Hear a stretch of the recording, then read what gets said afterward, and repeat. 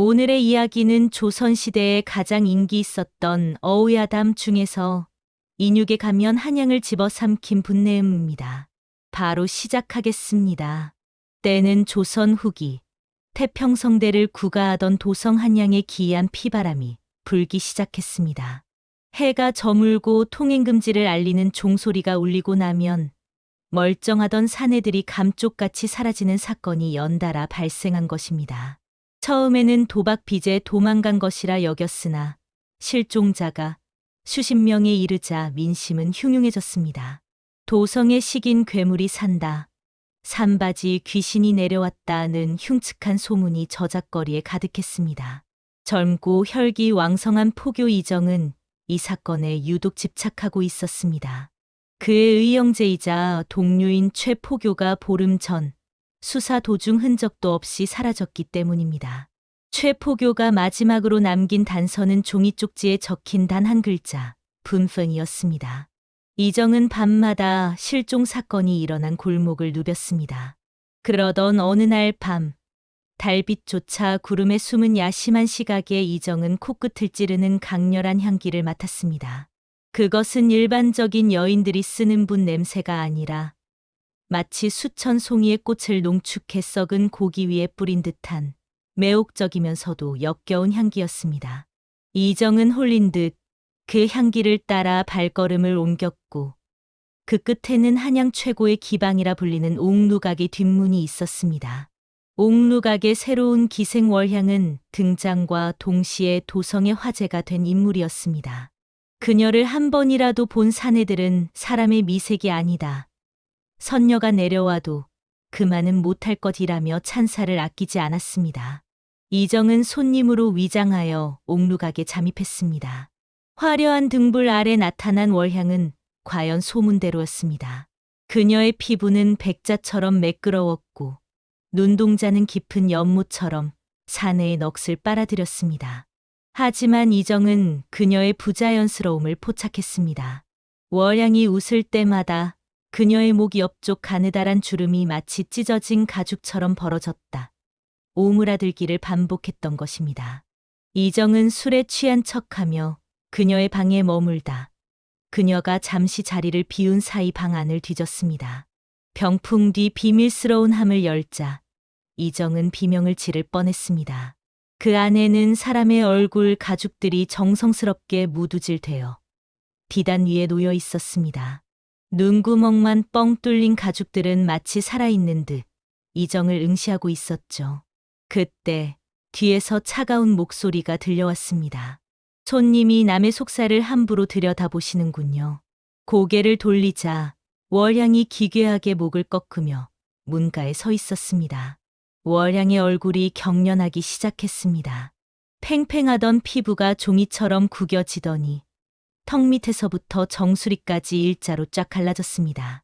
SFX 살점이 찢어지는 눅눅한 솔이 갈라진 얼굴 사이로 돋아난 것은 인간의 치아가 아니었습니다. 상어처럼 겹겹이 돋아난 수천 개의 날카로운 이빨과 뱀처럼 길게 늘어지는 보랏빛 혀가 튀어나왔습니다. 그것은 전설 속에나 나오던 식인 요물, 메두사였습니다.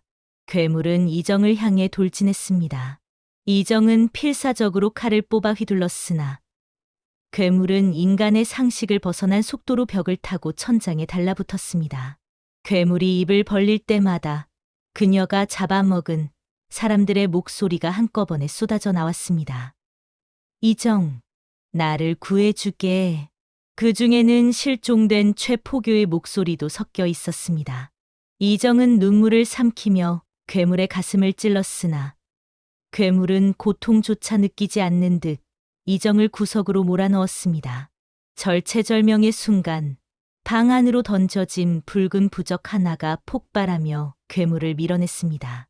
퇴마사 무영의 등장이었습니다. 이 놈은 사람의 얼굴을 수집해 자신의 본체를 숨기는 놈이다. 저 탈을 벗기지 못하면 죽일 수 없다. 무영은 노쇠로 만든 거울을 꺼내 괴물에게 비추었습니다. 거울의 빛이 닫자 괴물이 쓰고 있던 월향의 얼굴 가죽이 녹아내리기 시작했습니다.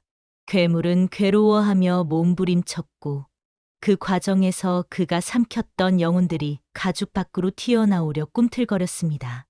무영은 이정에게 신성한 피가 묻은 은장도를 건넸습니다. 저놈의 미간, 가장 아름다운 눈동자가 있는 곳이 놈의 심장이다. 이정은 동료의 복수와 한양의 평화를 위해 달려들었습니다. 괴물은 수많은 사람의 팔을 몸 밖으로 끄집어내 이정을 방해했지만 이정은 무영이 친 결계 속에서 괴물의 머리 위로 도약했습니다. 은장도가 괴물의 이마에 박히는 순간 옥루각 전체가 흔들릴 정도의 거대한 비명이 터져 나왔습니다.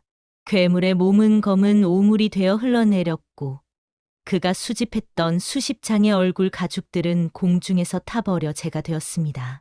사건은 종결되었습니다. 포도청은 옥루각을 폐쇄했고 월향은 미친 화재 사고의 희생자로 처리되었습니다.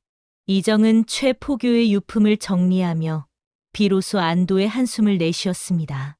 그러나 몇 달 뒤 도성에는 다시 기묘한 소문이 돌기 시작했습니다. 이번에는 기생이 아니라 궁궐 안의 젊은 내관들과 상궁들이 사라진다는 것이었죠. 이정은 우연히 새로 부임한 고위 관료의 연회에 참석하게 되었습니다. 관료의 부인은 인자하고 아름답기로 소문난 여인이었습니다. 그녀가 이정의 곁을 지나가는 순간 이정의 심장이 멎는 듯했습니다. 그녀의 몸에서 그날 밤 옥루각에서 맡았던 그 역겨운 진한 분내음이 났기 때문입니다. 이정은 떨리는 눈으로 그녀의 뒷모습을 보았습니다.